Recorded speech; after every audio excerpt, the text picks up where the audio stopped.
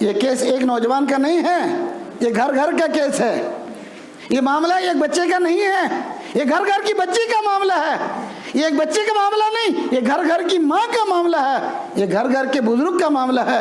میرے ایمان والے بھائیوں، آج جو انسان فضا دیکھ رہا ہے، بے دینی کی فضا دیکھ رہا ہے، ڈر لگتا ہے، خدا کی قسم ڈر لگتا ہے، ڈر لگتا ہے. آئندہ کچھ سالوں کے بعد اگر یہی ماحول رہا، آئندہ کچھ سالوں کے بعد کفر اور اسلام میں امتیاز باقی نہیں رہے گا. اللہ بچائے، اللہ بچائے، اللہ میری زبان کو غلط کر دے، اللہ بچائے، اللہ بچائے. لیکن جو ماحول چل رہا ہے، ہر باپ کے ذہن میں جو چیز چل رہی ہے کیریئر کی، ہر بچی کے بارے میں جو ذہن چل رہا ہے کیریئر کے بارے میں، اس لیے کہ ہر باپ چاہتا ہے جب تک بچی ہائی کوالیفائڈ نہیں ہوگی رشتہ نہیں ہوگا. اور کیوں نہیں ہوگا؟ ہمارا کلچر بنا ہے یہ، ہمارا کلچر بنا ہے یہ. ہم نے دین کو چھوڑ دیا، ہم نے دین کو چھوڑ دیا. ہمارے رشتے ہوتے تو پہلے پوچھتے ہیں پراپرٹی کیا ہے، جاب کیا ہے، کمپنی کیا ہے، بینک بیلنس کیا ہے. ہم پہلے انہی چیزوں کو تو دیکھتے ہیں. کہاں سے لاؤ گے اس نوجوان کو؟ کہاں سے لاؤ گے اس نوجوان کو؟ ابو صالح نوجوان دریا کے قریب نماز پڑھ رہا ہے، 3 دن سے فاقہ ہے. کتنے دن سے فاقہ ہے؟ 3 دن سے فاقہ ہے. اچانک سلام پھیرنے کے بعد دیکھا دریا کے پانی پر ایک سیب تیر رہا ہے. پھر کیا ہے؟ بھوک ہوتی ہے، آدمی کو بےتاب کر دیتی ہے. اللہ کے رسول نے 2 چیزوں سے پناہ مانگی ہے، ایک کفر سے، ایک بھوک سے. اللہم انی اعوذ بک من الکفر والفقر. تنگ دستی سے بھی پناہ مانگی ہے، انسان کو کہیں سے کہیں پہنچا دیتی ہے. یہ انتہائی صالح نوجوان تھا لیکن فاقہ تھا. ادھر سلام پھیرا، ادھر دیکھا کہ سیب تیر رہا ہے.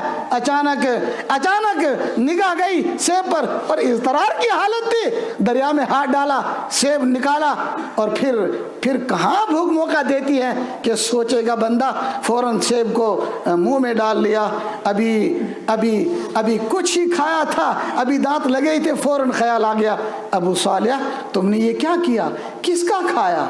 بلا اجازت کھایا، حرام کھایا. بدن میں خون حرام بنے گا، تمہاری عبادت متاثر ہوگی، تمہاری آنکھوں میں بھی حیائی دوڑے گی، تمہارے کان میں بھی حیائی دوڑے گی، تمہارے ہاتھوں میں بھی حیائی دوڑے گی، تمہارے قدموں میں بھی حیائی دوڑے گی، تمہارے قلب پر گناہ کا داغ لگے گا. یہ تم نے کیا کر لیا؟ ہائے میں نے یہ کیا کیا؟ اور پھر جو ہی خیال آئے تو سیب کو وہیں ڈالا اور دوڑتا ہے اس طرف جس طرف سے پانی آ رہا تھا. تلاش کرو کس کا باغ ہے. آخر دوڑتے دیکھا ایک درخت کل کے اوپر، نہر کے اوپر ہے، اس کی شاخیں. پہچان لیا کہ شاید اسی باغ کا یہ درخت ہے. تلاش کیا دروازے کو تلاش کر کے باغ میں داخل ہوئے. وہاں ایک نیک صفت شخص موجود تھے. ان سے پوچھا یہ باغ آپ کا ہے اور یہ درخت آپ کا ہے؟ یہ میرا ہے. کیا ہوا؟ کہ ایک سیب گرا تھا اور میں فلاں جگہ نماز پڑھ رہا تھا، بھوکا تھا، میں نے آپ کا سیب کھا لیا، معاف کر دیجئے. نوجوان کا خیال تھا کہ یہ شخص مجھے معاف کر دے گا، لیکن وہ جو اندر موجود تھے وہ بھی کوئی خدا کے پہنچے ہوئے بندے تھے.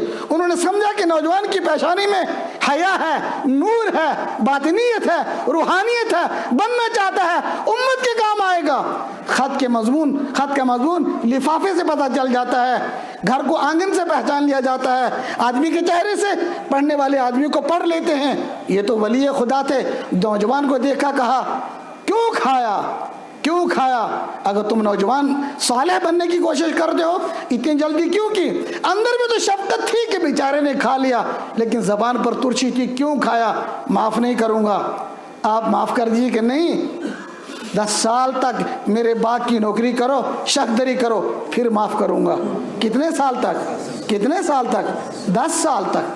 مالی کرو، مالی کا کام کرو، 10 سال تک پانی دو، شاخ تراشی کرو، اس کی حفاظت کرو، پھر معاف کروں گا. لیکن جب اللہ کو رضا کرنے کا قلب میں سودا ہوتا ہے، آدمی کچھ بھی کرنے کے لیے تیار ہوتا ہے. کہا ٹھیک. 10 سال گزر گئے.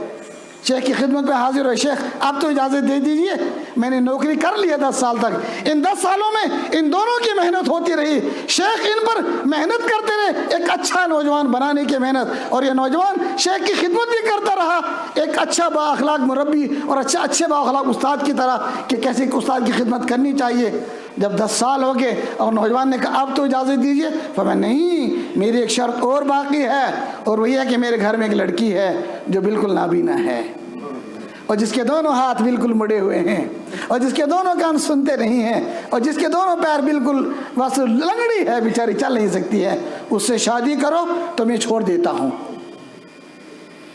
ہاں، ایک دور یہ بھی تھا، ایک دور یہ بھی تھا نوجوانوں کا۔ ایک آج کا نوجوان ہے، آپ رات کو بھی دیکھو تو موبائل ہاتھ میں ہے، سوتے وقت دیکھو تو موبائل ہاتھ میں ہے۔ اور یہ نوجوانوں کی غلطی نہیں ہے۔ آج کی مائیں جب کپڑا دھونا چاہتی ہیں تو چھوٹے بچے کے ہاتھ میں کیا دیتی ہیں؟ موبائل دے دیتی ہیں۔ پہلی مائیں تسبیح دیتی تھی، پہلی مائیں تسبیح دیتی تھی، پہلی مائیں قرآن کے اوراق دیتی تھی۔ آج کی مائیں جب تنگ ہو جاتی تھی بچوں کو کیا دیتی ہیں؟ موبائل دے دیتی ہیں، ویڈیو گیم کھول کے دیتی ہیں، میرے لال دیکھ۔ پھر لال اتنا دیکھتا ہے کہ ماں پھر روتی ہے، کاش یہ موبائل چھوڑتا، لیکن پھر چھوٹتا نہیں ہے، پھر چھوٹتا نہیں ہے۔ بہرحال کہ حضرت جب یہ بات ہے اپنی آخرت کو بچانے کے لیے، چلو شرط منظور ہے، عصر کے وقت نکاح ہوا، مغرب کے بعد رخصتی ہوئی، کمرہ دے دیا گیا۔ اب یہ نوجوان جب کمرے میں داخل ہوتا ہے، وہاں دیکھتا ہے کہ ایک انتہائی خوبصورت شہزادی ہے، اس کی آنکھیں حوروں سے زیادہ خوبصورت ہیں، اس کا چہرہ آفتاب اور مہتاب سے زیادہ چمکتا ہے، اس کے ہاتھوں میں انتہائی قوت ہے، اس کا بدن انتہائی چست ہے۔ تو نوجوان واپس آ گیا، دروازہ کھولتے ہی ایک نگاہ ڈالی اور واپس آ گیا۔ باپ باہر تھا، اسے معلوم تھا یہ نوجوان گھبرا جائے گا۔ پوچھا بیٹا کہاں جا رہے ہو؟ کہا آپ نے مجھے بتایا تھا نابینا ہے، لنگڑی ہے، لولی ہے، یہ تو حور پری ہے۔ فرمایا ہاں اس لیے نابینا ہے کہ زندگی میں غیر محرم پر نظر نہیں ڈالی، یہ اس لیے لولی ہے کہ کبھی غلط قدم کی طرف چلی نہیں، یہ اس لیے اپاہج ہے کس نے کبھی کسی کے ساتھ مصافحہ نہیں کیا، یہ اس لیے بہری ہے اس کے کان میں کبھی غیر محرم کی آواز نہیں گئی ہے۔ ان دونوں کی شادی ہو جاتی ہے، ان دونوں کی شادی ہو جاتی ہے۔ اس کا نام ام الخیر فاطمہ ہوتا ہے لڑکی کا، اور اس نوجوان کا نام ابو صالح ہوتا ہے۔ ان دونوں کے ملاپ سے ایک ہیرا پیدا ہوتا ہے، ان دونوں کے ملاپ سے ایک موتی پیدا ہوتا ہے، ان دونوں کے ملاپ سے ایک جوہر پیدا ہوتا ہے۔ دنیا اس کا نام سیدنا شیخ عبد القادر جیلانی رحمۃ اللہ علیہ کے نام سے جانتی ہے، جن کے والد کا نام ابو صالح اور جن کی والدہ کا نام ام الخیر فاطمہ ہے۔ جب مائیں ایسی ہوتی ہیں، جب باپ ایسے ہوتے ہیں، تو پھر امت کی کشتی کو چلانے والے افراد پیدا ہوتے ہیں۔ چراغ لے کر ڈھونڈو صلاح الدین ایوبی کو، ملے گا آپ کو۔ چراغ لے کر ڈھونڈو، ملے گا محمد فاتح کو، نہیں مل رہا ہے۔ کیوں نہیں مل رہا ہے؟ اس لیے کہ نرسری کے قابل ہوتے ہی ہم نے بچے کی گردن پر ایک بستہ لگا دیا، پھر مڑ کر نہیں دیکھا مکتب ہے بھی یا نہیں ہے۔ اور ناراض نہیں ہونا، ایک بات غور سے سنیے، ہمارے ہر بچے کا وارڈ روم الگ ہے، ہر بچے کا باتھ روم بھی الگ ہے، ہر بچے کا موبائل بھی الگ ہے، لیکن گھر میں سارے گھر والوں کی ٹوپی ایک ہی ہے۔ باپ صاحب کو نماز پڑھنی ہے اسی ٹوپی کو لگائیں گے، بڑے بچے کو پڑھنی ہے اسی کو لگائیں گے۔ اور اب تو ہمارے بچے کی جیب میں 25,000 کا موبائل ہے، لیکن 5 روپے کی ٹوپی نہیں ہے۔ ہمارا بچہ جب مسجد جاتا ہے کس کی ٹوپی اٹھاتا ہے؟ مسجد کی ٹوکری میں ٹوپی ہوتی ہیں، انہیں اٹھا کر نماز پڑھتا ہے۔ ذرا سوچئے، ذرا سوچئے، ذرا سوچئے کیا تعلق ہے دین کا ہمارے ساتھ۔ ہمارے گھر میں ہر بچے کا الگ الگ سوٹ کیس ہے، ہر بچے کی الگ الگ الماری ہے۔ ہمارے گھروں میں ایک قرآن ہے، کبھی باپ صاحب پڑھ لیتے ہیں، کبھی امی جان پڑھ لیتی ہیں، کبھی دادا جان پڑھ لیتے ہیں، کبھی دیدی پڑھ لیتی ہیں، کبھی چھوٹا بھائی پڑھتا ہے، کبھی بڑا بھائی پڑھتا ہے۔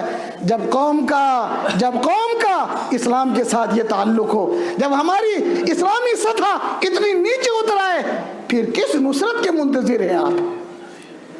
پھر کس نصرت کے منتظر ہیں آپ؟ نصرت تب آتی ہے جب نصرت کے کام ہوتے ہیں۔ میرے ایمان والے بھائیوں،